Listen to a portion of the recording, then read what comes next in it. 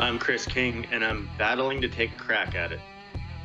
I'm Lance Phillips. I have no idea what that means, but that man's in Australia and he's learning new lingo. Not cool. Kinger, what are you doing? It's straight Aussie slang. I'm just picking up all the local terms. Battling to what? Battling to take a crack at it. I think it means like trying hard. Lance Phillips, Chris King with you. He's not here in person, but he is in Australia, trying something new here, and it's we'll see how it goes. It's new, exciting, and from a distance. Now listen, Kinger, how's the sporting world down there in Australia? You're doing a little bit of recruiting. How's that going? Yeah, it's good. Recruiting's going well. Let's keep that top secret so no one finds out about that. But representing the Hawthorn Hawks here, Paul Dugan's favorite team, 3-time champ of the AFL. So I'm gonna wear this scarf until it falls off my shoulder today. So, Tori Dugan, who plays on your team, that's her dad's scarf, the Hawthorn Hawks. Yeah, her team's the West Coast Eagles. And now those two teams play on Sunday, and I hear they get in like screaming matches with each other. So I might video that for next week's show. I would do that for sure, actually. Does he look like the type of man who doesn't take any crap? Yeah, like I feel like they could have a real good fight. All right, King, listen, let's get started with our show because we got lots of stuff to talk about today. We'll start with Johnny Manziel, who after a failed stint in the NFL is on his way to Canada. He signed with the Hamilton Tiger Cats for 2 years. He made his first appearance at training camp. Kinger, what does this mean for Hamilton having Johnny Manziel on the team? It means he's here as long as he doesn't get a BBD, bigger, better deal, right? Where's he going to get a bigger, better deal? He's already signed. He's not going to stay with Hamilton. No, but what happens if he plays a couple of games and plays well? Will he take a backup role in the NFL? Probably. Well, my concern is he even good enough to play CFL right now? Well, so according to June Jones, he's at a situation where he's learning piece by piece certain aspects of the CFL game. It's going to take him a while. June Jones thinks it's going to take him 2 weeks. It's going to take him longer than 2 weeks, I can tell you that. So is this guy, he's got the athleticism to play in the Canadian League. It's just a matter of can he grasp things like 12 defensive men on the field, 12 men on the field total, on both sides of the ball. Can he grasp the wider field? Can he grasp a few different things about this game? I don't know if he can or not, but I think June Jones likes him. He's going to start at some point for the Hamilton Tiger Cats. Well, I think they got to start him right out of the gate, right? Like he's the big marquee signing. Now, I would think with him being so dynamic in the NCAA that the big field's going to bode well for him. But what did he have problems with in the NCAA? Drugs and Reading alcohol. defense. Drugs and alcohol. Well, okay, drugs and alcohol, yes. Had a lot of problems with that. But coming to NFL, he couldn't read defenses, right? He couldn't make any checkdowns. No, I don't know how that's different in the CFL to the NFL. But if you haven't played football in a couple of years, I think it's going to be pretty tough. Well, he did play. I mean, he played some spring league ball. So he played, 3 weeks of spring league ball. So he's got and he's been around the football field since he's been away. Now, listen, as we were talking about what does this do for Hamilton, this does a lot. There were 200 fans at the first day of training camp. That's more than double what they typically see. And not only that, they're going to benefit from jersey sales. They're going to benefit from more people in stadiums, not just in Hamilton, but across the CFL. This is a boon for the Hamilton Tiger Cats, provided this guy can stay clean. Would we say he's the biggest marquee guy to come in the last 5 to 7 years in the CFL? Like, he has to draw all over if he's playing. Yeah, well, he's going to draw all over. He's going to draw all over. How about those Vegas Golden Knights, Kinger? The Vegas Golden Knights have punched their ticket to the Stanley Cup Finals, Lance. What do you think? Will we call the season a success even if they don't win the Stanley Cup? How can you not call this a success, Kinger? You're an expansion team, and we've said this before. This is a team of castaways. This is a team of essentially nobodies that were put together that are in the final. I don't think anyone really pegged them to be in the Stanley Cup playoffs, let alone where they are. This has to be classified as a success. And anybody who says this is not a success unless they win the cup, they are dreaming. This is an unbelievable accomplishment for this team. I think to parlay on that, I think this is one of the best sports stories we've seen in the last few years. An expansion team going all the way to the Stanley Cup Finals. It doesn't matter if they lose 4-0. This is an amazing story. And it's great for the NHL because it shows that league has parity and anyone can win. And I think that creates this is the thing. They're not going to lose 4-0. In fact, I believe they're going to win the Stanley Cup. I think that they have a good enough team. They really lean on Marc-Andre Fleury. So if he performs like he has been so far throughout this postseason run, I believe it's theirs to win. They're not going to lose 4 straight. They are going to win a couple of games at minimum, even if they do lose. They're going to win a couple of games here. But I believe they are right now a better team than either Tampa Bay or Washington. Well, it's hard to argue against them, right? It stinks like destiny. Basically, they're playing with house money. They're playing loose, and you can tell Fleury's been unbelievable because he's got nothing on the table. He's just going out and playing. Can you imagine being the Pittsburgh Penguins, and you decide? And I said this before. Marc-Andre Fleury isn't even the goaltender of record for the Stanley Cup playoffs last season. It's Matt Murray. How'd you like to be the Penguins now? You cut this guy. Essentially, you cut him. You said, "Hey, anybody can take this guy away from us." Vegas Golden Knights took him, obviously, in the expansion draft. I'm losing my train of thought here. But imagine that. Imagine cutting this guy, and this is what he's done for Vegas.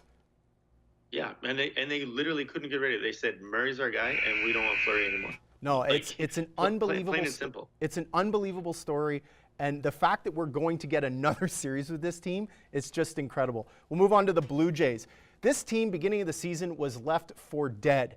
At the end of April, they were 4 games above 500, and now in May, they have floundered. Most recently, a 4-game sweep at the hands of the Oakland Athletics. Kanger, what is wrong with this team right now? Everything we thought in the preseason.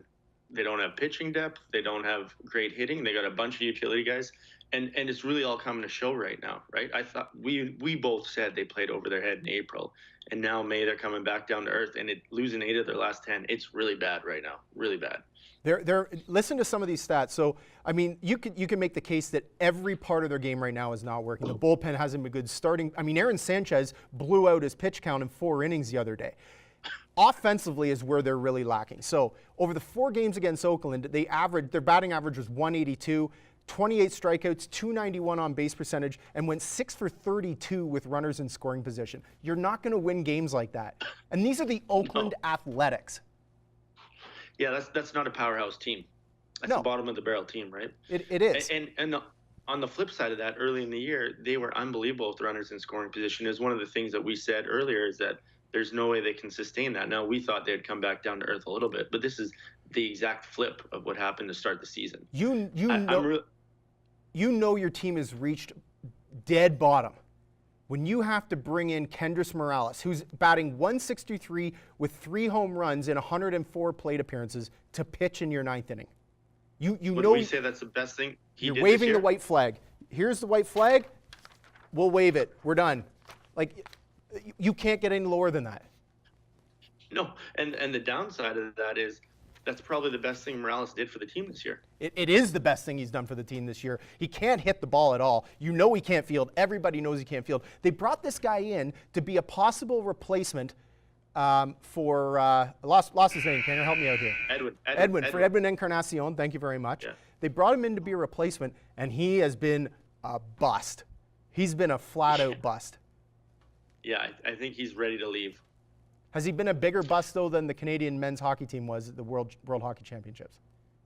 Well, I don't know. Let's chat about that. The 2018 World Cup of Hockey is in the books, and Canada finished a disappointing 4th. Lance, do you think this is an indication of Canada's hockey future? I think this is less of an indication of Canada's hockey future as it is more of an indication of how the rest of the world is catching up. You can make the case already that the U.S. is there, places like Sweden, Russia, but we're seeing other teams like Switzerland. Switzerland, to me, is one of those underdog teams that could be a dark horse every time they're in a tournament. And we're seeing the rest of the world catching up. Now, Canada didn't have their top-level athletes. They didn't have elite-level guys. Like Steven Stamkos wasn't there. There's a lot of guys that weren't present there. But you can also make that case for Russia. Alexander Ovechkin wasn't there for Russia. There's other players that weren't there. But you can't put much stock into this. I mean, who really cares about the World Hockey Championships right now? I'm not even sure players care that much. And I think you hit it on the head, right? For a lot of these players, it's the end of their season. They're going to take a vacation. The Canadian guys that played in the NHL, right? It doesn't mean the same thing as the playoffs do. And you, as you mentioned, the best players are still playing in the playoffs. But I do think that the rest of the world's catching up because more people are starting to play hockey in other nations. It's not just Canada playing all the time. And now you're going to see kind of the cream rise to the top with all these other countries. Right. And I mean, there's still lots of countries that are way behind here. I mean, and they may never catch up. but there are all these little ones that are clumped together. And I remember there was a time when many considered Canada the powerhouse of hockey, and I'm not sure that we're there anymore. I'm not sure we're there anymore. I think it could be any of a few nations at any given time. It could be. It could be. And you saw Finland clean Canada's clock throughout the tournament and then lose to Switzerland. Yeah, yeah. And that's the thing that you like to see, is you like to see, okay, all those teams are essentially equal. Finland was playing really good, and then they got their socks knocked off. Yeah, this is not indicative of oh my God, it's not panic time in Canada. People shouldn't be panicking about this because they didn't have, even the Olympic result. Those aren't the actual Olympic players that have typically been there. They're NHL, pro NHL players. And a lot of these guys did play pro, but it's not the same thing. You can't make it the same thing. The Cavaliers and the Celtics are tied at 2. The winner of this series has a matchup against either the Houston Rockets or the Golden State Warriors. Karen, does it really matter which of these two teams wins this series? Nope, it doesn't. Nope. They're going to lose 4 games straight. It does not matter. It does not matter. It does not matter. How'd you like to be one of these two teams going in and knowing you have to play? And it's going to be Golden State. I mean, Golden State is a juggernaut right now. I would not want to be one of those two teams going in to play Golden State with the way that either of them have been playing right now. Well, I think essentially, like the way the Cavs Celtics look at it, is this is their world championship, essentially, because they know that they can't compete with, even if Houston ended up winning, which they're not going to win. No. They just can't match up. And this is one of the problems with the NBA, and it has been for the last 15 years, is that Western Conference is so strong. It's always had the best teams, and any 2 or 3 teams could come out of there and potentially win. Now, with outside of LeBron's Miami teams, obviously, the East is a far inferior league, and that's a problem for the NBA. Golden State beat Houston in Game 3 by 41 points. Steph Curry does not look like he's injured. He's starting to hit his stroke on the 3 ball. It won't even be fair. And I just also want to make the point, Kinger, that these Western and Eastern Conference finals, I think, are probably the worst we've seen in a long time. The widest margin of victory was the 41 points that I mentioned about Golden State and Houston. Narrowest margin was 9 in Game 4, Boston-Cleveland. Thank goodness for that. The average margin of victory is 21.8 points between all 7 of these games up to entering play on Tuesday. So do you chalk that up to home court advantage, or do you chalk that up to coaching and scouting? I just chalk that up to the Golden State Warriors are the ones that are really leading the way here, right? I mean, they're the ones who are pounding away on Houston, and it's not even fair right now. And it's not going to be fair once we reach the finals either, because they're going to cream Boston or Cleveland. Crush them. Yeah, and that Houston team is supremely talented too, yeah, which is unfortunate that they're going to get clobbered. Yeah, no doubt about it. The Memorial Cup crowds have been extremely low this year, Lance. What does the CHL need to do to remedy the low attendance this year? Listen, you can't have tickets for the Memorial Cup. This is junior hockey. Yes, I know these are the players, the NHL players of tomorrow. You can't have Memorial Cup junior hockey tickets selling for between $70 and over $230 a piece. That does not work. You know, you can make the case, Kinger, that yes, it was a long weekend and attendance hasn't been great. The bottom line is that is too expensive, and people are not going to pay for that kind of thing. That's what people pay for an NFL ticket when you only get 9 home games a year. Yeah, for sure. Why would you pay that for a junior hockey game ticket when you usually pay $15? You can go to now. There's a difference between a regular season game and the Memorial Cup. You know, obviously, for sure. You know, where there's a championship we're talking about here, but you can buy tickets to the Toronto Raptors games, for around the same price. Well, you for sure could get a playoff ticket. And that's the biggest city in Canada. That's the biggest city in Canada. Listen to these attendance numbers. So Game 1, Regina and Hamilton, 56-78. Acadie Bathurst and Swift Current, 62-37. That's the highest. Bear in mind that the Brandt Center only holds just shy of 6,500 people. So 58-32 for Game 3, 58-20 for Game 4. That was over the weekend. Not even close to sellout numbers. And not one of these games has been sold out for the remainder of the tournament. Yeah, and you got to hope that, as you mentioned before, that this is the May-long weekend effect, but also, is this a problem with the way the tournament's set up? Everyone plays everyone and everyone gets into the playoffs but one team. Is that part of the problem, or is it just poorly marketed? Because Regina's a hockey city. They should draw there. Yeah, but hockey cities are only hockey cities, Kinger, up until the point when people aren't willing to pay a certain amount of money. And Yeah, and supply that's and the demand, case. right? That's the case in Regina. People are not going to pay. Look, I'm not going to pay $70 for a ticket for that. Actually, I probably would, but I'm not paying more than that. I'm not going over $100 for a ticket for one of those games. No chance.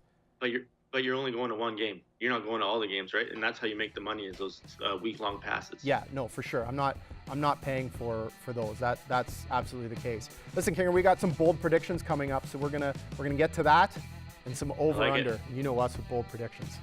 We don't do well. They're on par.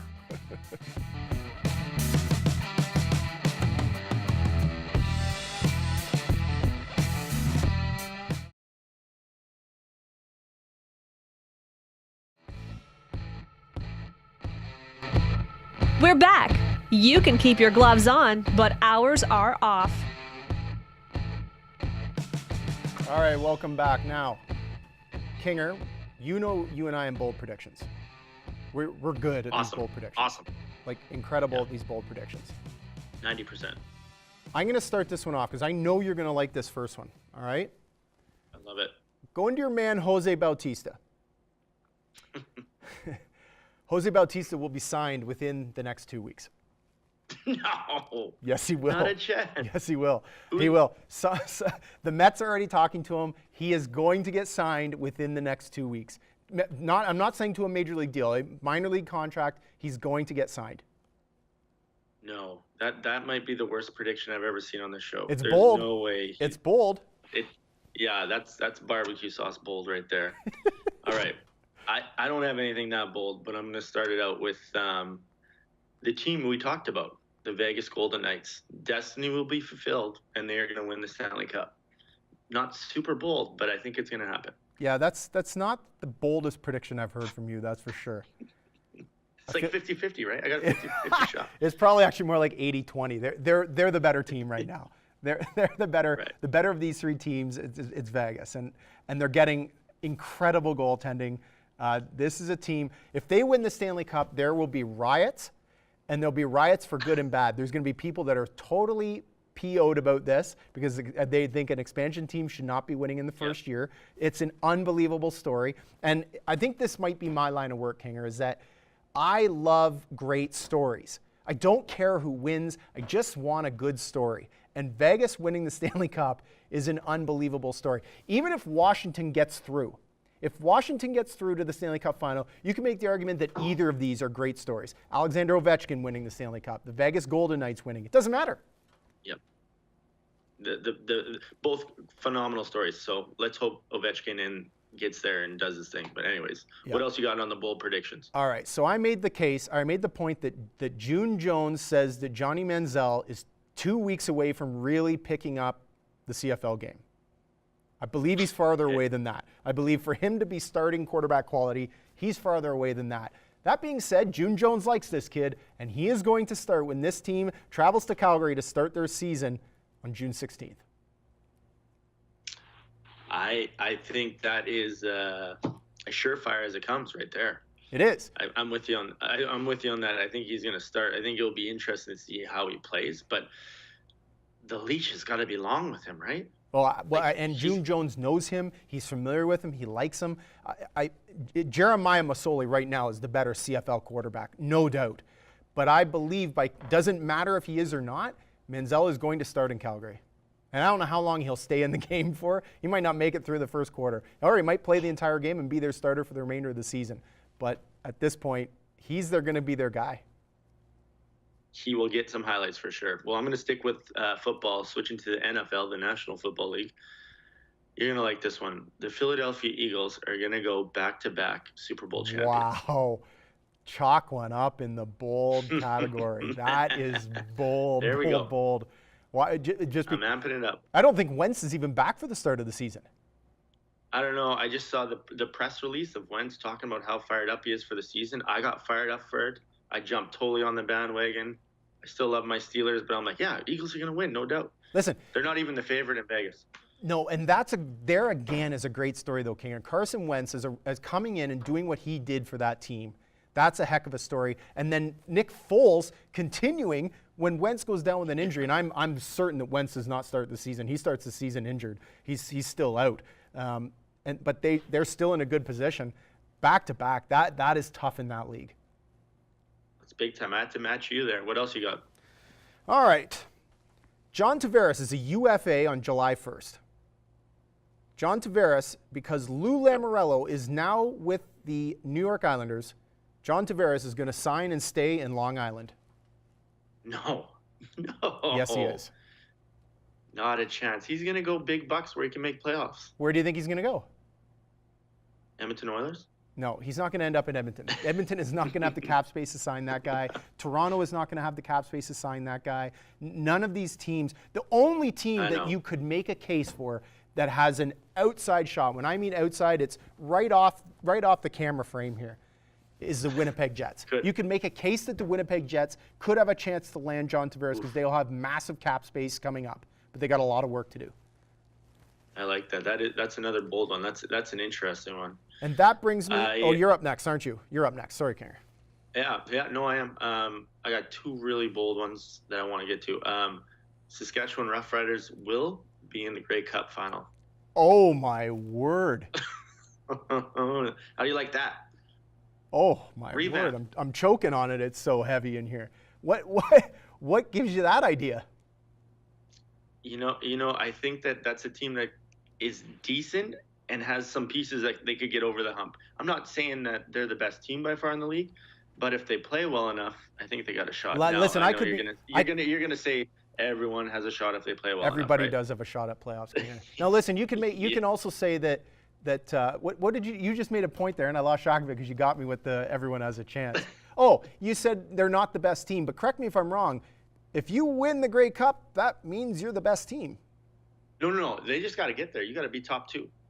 And there's only like 4 teams in the CFL, so they're going to make it. But if you win that championship, doesn't that make you the best team? In theory, yeah. Okay. So they're not the best team, but they're going to win the Grey Cup. No, they're going to be in the Grey Cup. Did I say win? I meant to say in the Grey I Cup. thought you said win. I'm sorry. I thought you said win. In is possible. Zach Calero's playing for that team. Jerome Messam, if he can kind of pick up the way he was a couple of years ago, he didn't have a great season last year. Are they crossover? Are they going to cross over and go through the East, or are they going to go through the West? Holy, you're really breaking it down, mate. I'm going to say crossover.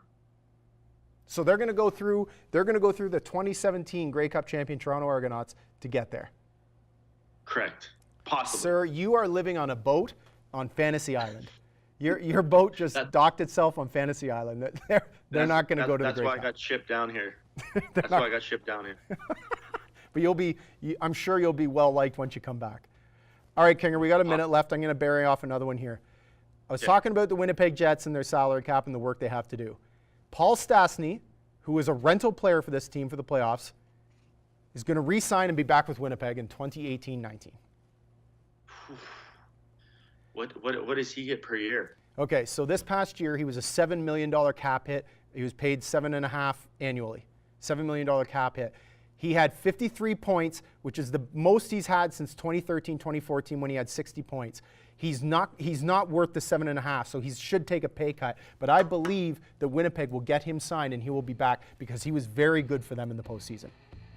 He was good, and he is extremely talented. We've always known that, right? But does the guy take a pay cut on what probably should be his biggest contract? I think his best days are behind him, Kinger, if you take a look at points. But listen, we're going to do some over-under. That is coming up. I hope you got some good ones for me. All right, I got a few good ones. You're going to like them. I can't wait to hear them, Kinger. I can't wait.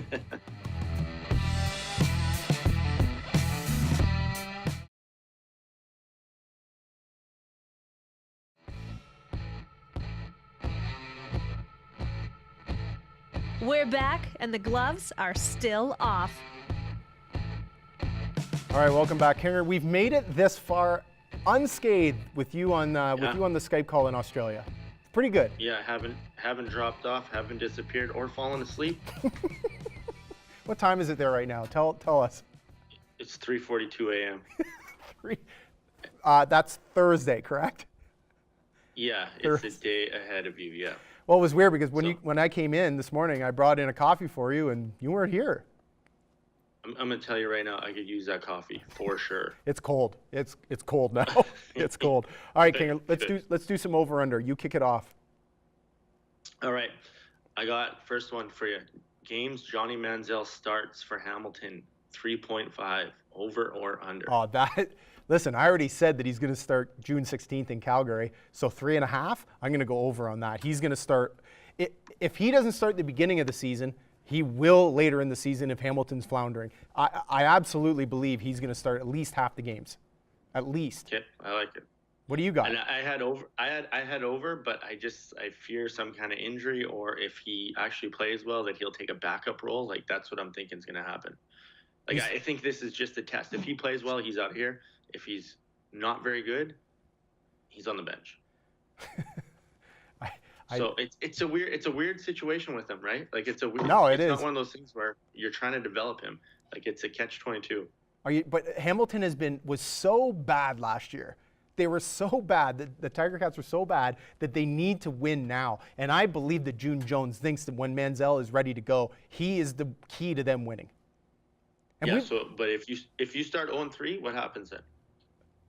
Zach Collaros went 0-8 to start last season before they finally yanked him in favor of Masoli. If he starts 0-3, I think his leash is long enough. They're going to give him some more time. And if they don't, Masoli gets in there and he doesn't do well himself, I can see Manziel being back in the fold in no time. Right. Okay. What do you got for me here? Okay. The Golden Knights are going to win the Stanley Cup final in 5.5 games. Whoa. Holy moly. That's borderlining on bold prediction as well there.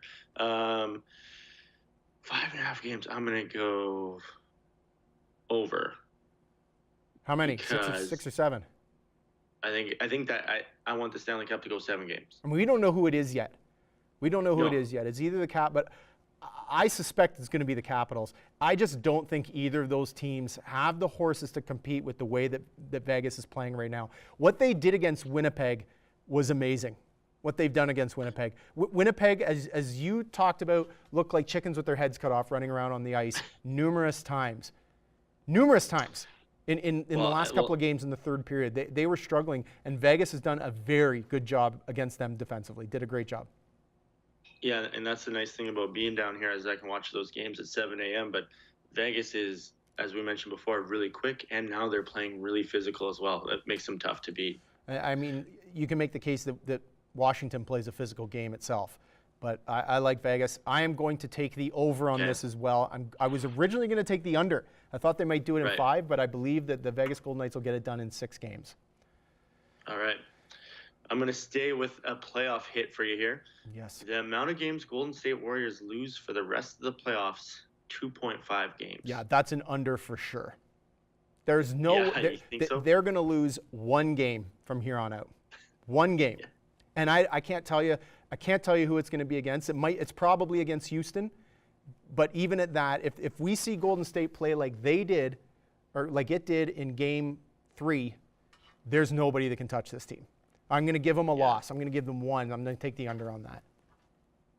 I'm going to go under as well, but I was thinking 2. I was thinking 1 more loss and then 1 in the finals when they get bored. To be honest, that's what I was thinking.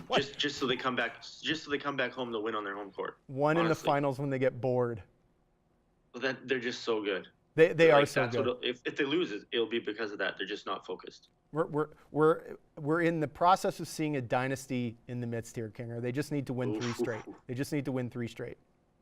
I like that dynasty word. What do you got for me? Okay. The Memorial Cup final, we don't, of course, know who that is yet, which 2 teams are playing in that. The Memorial Cup final will have a total of 7.5 goals scored combined. Ooh. 7.5. I'm going to go over. I'm going to say, I'm going to go over. I think it's going to be a 4-3 game with an empty netter that makes it 5-3. 5-3. So you've got 8 goals. Yep. I am going to take the under. I believe it'll be a 4-3 final in overtime. You can book it. 4-3 final, 7 goals scored. Take the under. Overtime, too. I like it. Okay. We're going to shift gears here to MLB. Max Scherzer has 7 wins right now. He will win over or under 22.5 games this year. Holy. He is pitching. He's pitching the lights out of ballparks right now. Oh, he's on another level. 22.5. I got to take the under. I believe he'll fit in somewhere in that 20 to 22 wins. All right, I'm going to go with the over, even though he's in, obviously, my Braves conference. I want to see him win 23 games. I think that's like an awesome kind of milestone. The guy winning 23 games. And a guy at his age doing it at his age. I mean, it's not like he's in his mid-20s. No, and that's the thing. He shouldn't be getting better. He's such a workhorse. He goes after guys, and ultimately he hasn't had a lot of injuries, right? So he's one of those guys that almost like Roy Halladay. Once he came back, he just got better and better and better. A few years ago, he had a season or two where he was pretty dominant, and then he kind of just fell into normalcy again. And now this year, he is like, how'd you like to be opposing hitters? I wouldn't want to be up against this guy at all. I don't want to come up against him. A lot of guys are just taking 3 whiffs and they're out anyways. All right, I'm sticking with the goals scored here, Kinger. Stanley Cup final. We've talked about it. We both think Vegas is going to win. You have 7 games. Right. I had 6, I believe. 30 and a half goals scored total. Well, I got to go way over that. Over. Got to take the over on that? Yeah, I think so. If it's going to go 7, I think we're going to have some high-scoring games. There's a lot of offense. Like, it doesn't matter, Tampa Bay, Washington. There's going to be a lot of offense on that ice. I'm going to take the over on that. No chance. No chance. We saw what happened with Winnipeg. Those were 4-goal game, 3-goal games. That's what's going to happen in the Stanley Cup final. Vegas is going to grind teams out. They're going to win games by 1 or 2 goals. There's not going to be a ton of them. Under is the way to go here, Kinger. Not over. You're wrong on this, Kinger. All right. Once I get my pen out, I'm going to circle this. I hope I don't have to eat a nice humble pie of Blackbird after this. All right, Kinger, we got 30 seconds left. Bang out one more. Yeah. Lakeland women's basketball team heading into 2018-19, 21.5 wins, over under. Depends. Do you have any foreign players that you wish to discuss? Not that I'm going to discuss, but we do. Okay. Well, with my last 6 seconds, I'm going to say under. I don't think he can win 21. I don't think he can win 22. I'm going to give you 20 to 21 games, Kinger. That's it.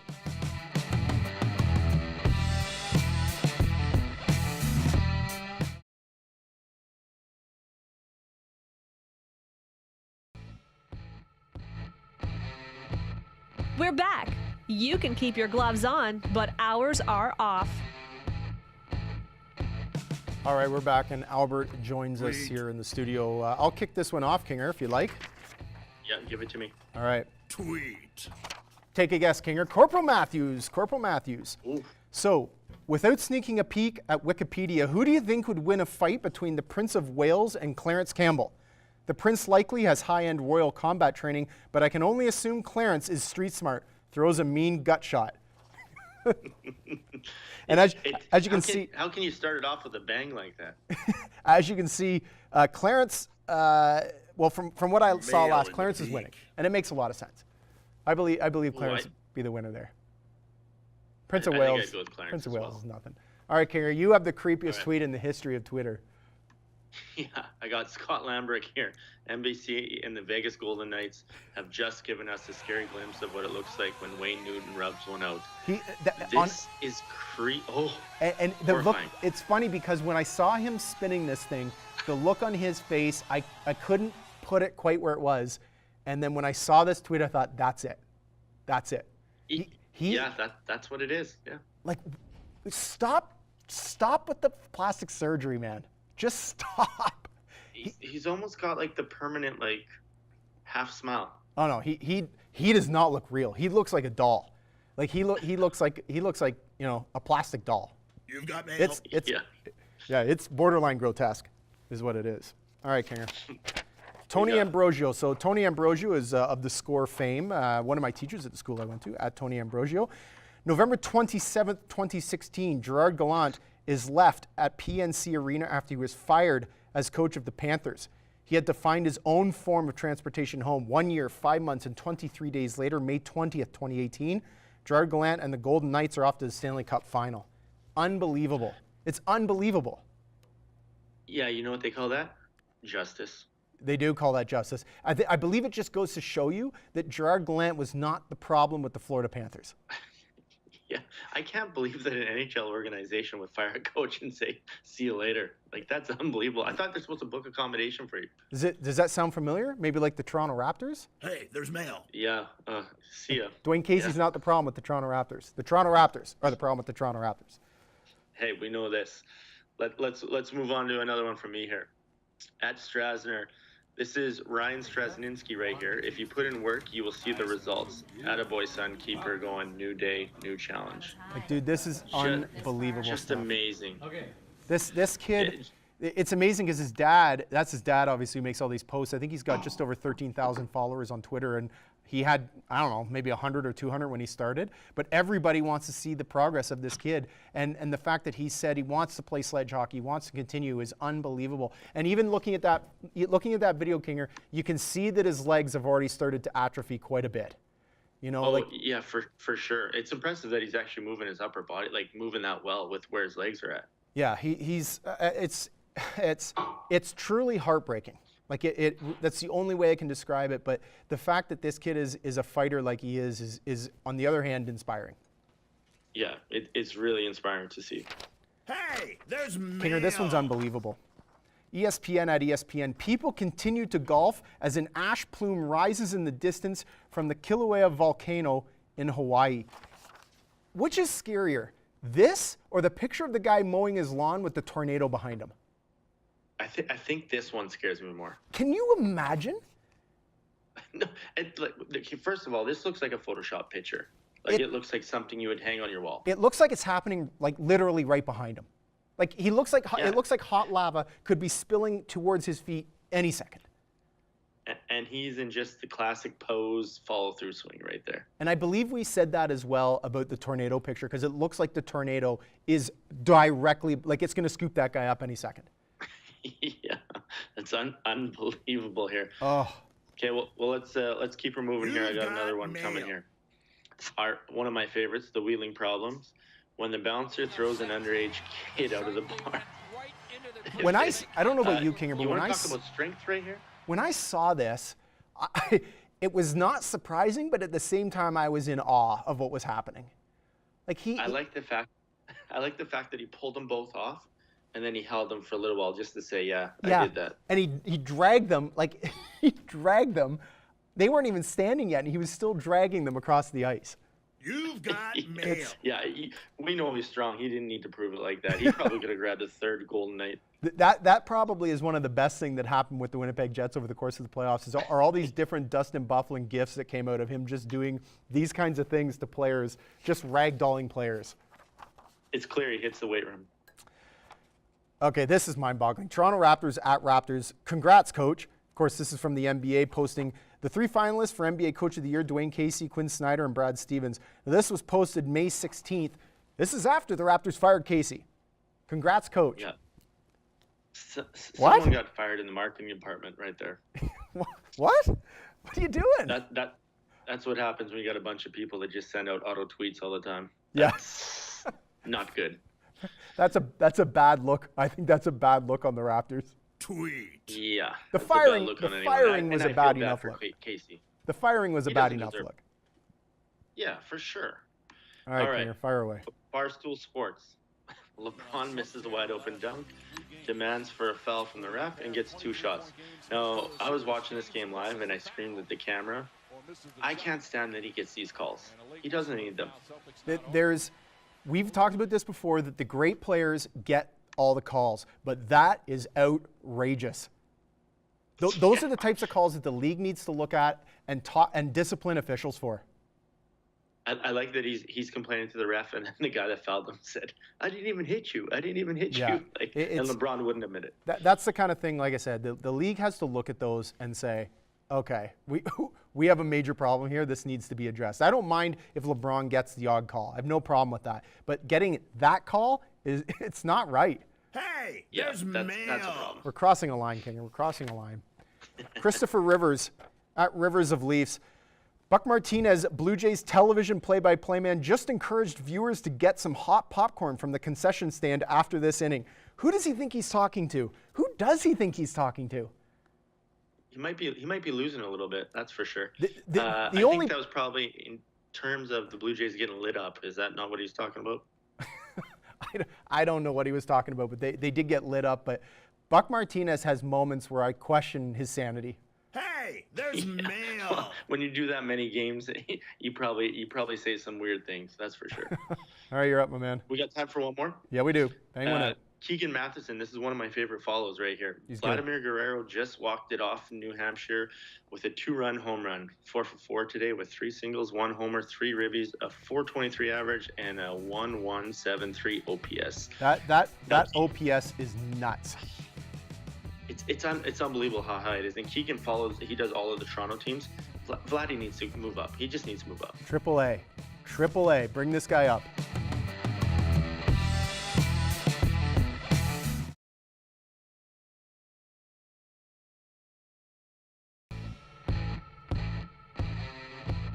We're back. You can keep your gloves on, but ours are off. Welcome back. Okay, Kinger. Sports Movie Madness, 2018 Sports Movie Madness. I'm a little beside myself right now. You're frustrated. I'm not frustrated. Because we encourage the viewers to have their say. They've had their say. It's not the say that I would have had necessarily, but that's the joy of people being different. You don't agree with the people all the time. We had the 4th round, which is now finished. Right. Tell the folks what happened in the Sony Columbia bracket final. Yeah, so that's Sony Columbia. We had Slapshot against Rocky. You were cheering for Rocky, obviously. And Slapshot overcame them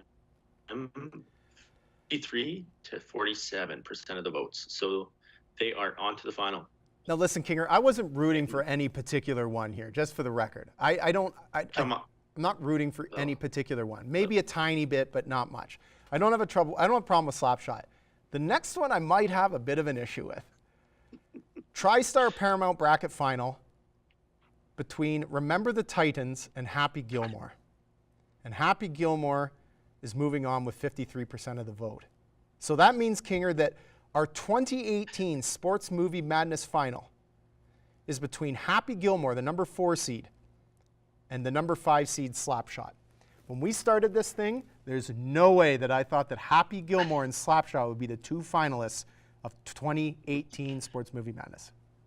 And remember, those seeds are in their respective brackets. That's not even the overall seeds, right? Yeah, no, that's in their bracket. I mean, so what's the common theme here with these 2 movies?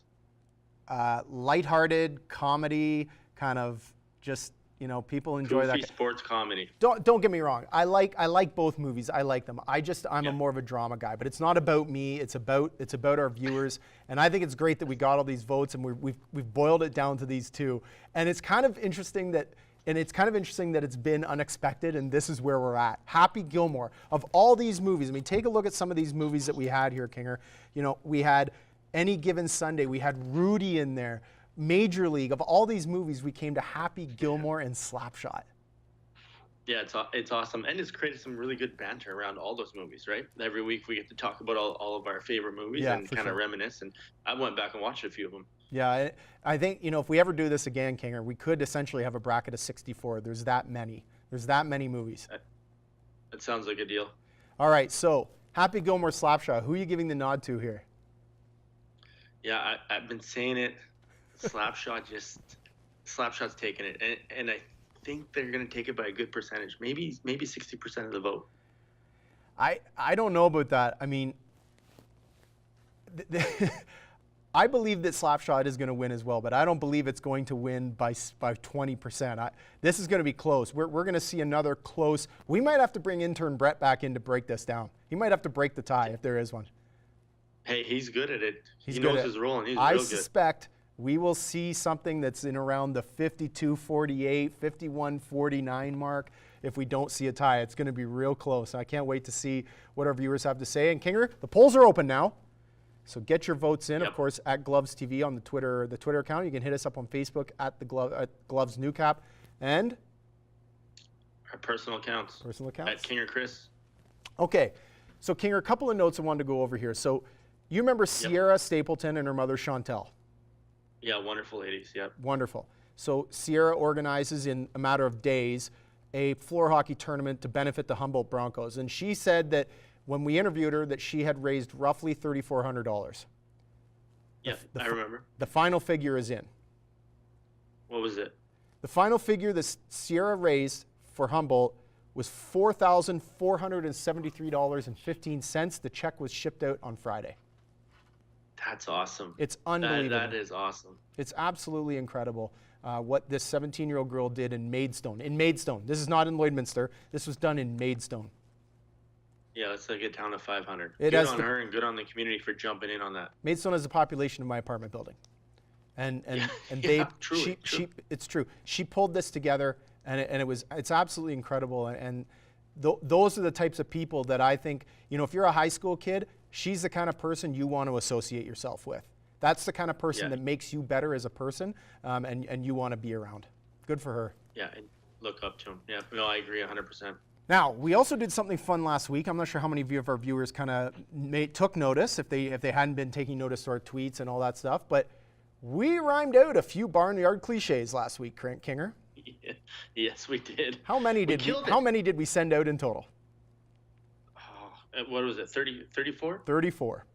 We sent out 34 barnyard cliches. We kept a counter at the bottom corner of the screen, and we had our viewers guess and vote on how many they thought that we would say before the show started. We have a winner. Yep. Now, the winner did not guess 34, but he was the closest. He guessed 23, which at the time I thought was outrageous. Yeah. Ken Rutherford of Hillmond guessed 23. He is the closest. We had some 6s in there. We had a couple of 8s, but we didn't have anything higher than 23. And he is the winner of some lovely gift certificates that he can use around the local area. And Ken, we will get those off to you as soon as we can. Kinger, that's 23. I thought at the time was ludicrous. Yeah, it was amazing. We hammered them off, and it seemed to work in pretty well. I just want to point out Mayor Lloydminster, Ryan Sklapski, had us for what, 3? Or I think something like that? I think Sklapper guessed 6. That's ridiculous. Like, how dare he underestimate us like that? When I saw 23 really from Ken, I thought disappointed there's no way we're going to get to 23. And then as we're going through the show, I'm thinking, holy cow, we're at 25. Yeah. Well, I lost track of which ones we used, so I don't know how many times I reused it. Kinger, enjoy the weather. Have fun down there. Thanks, man. Thanks for Thank you. watching, You too. everybody.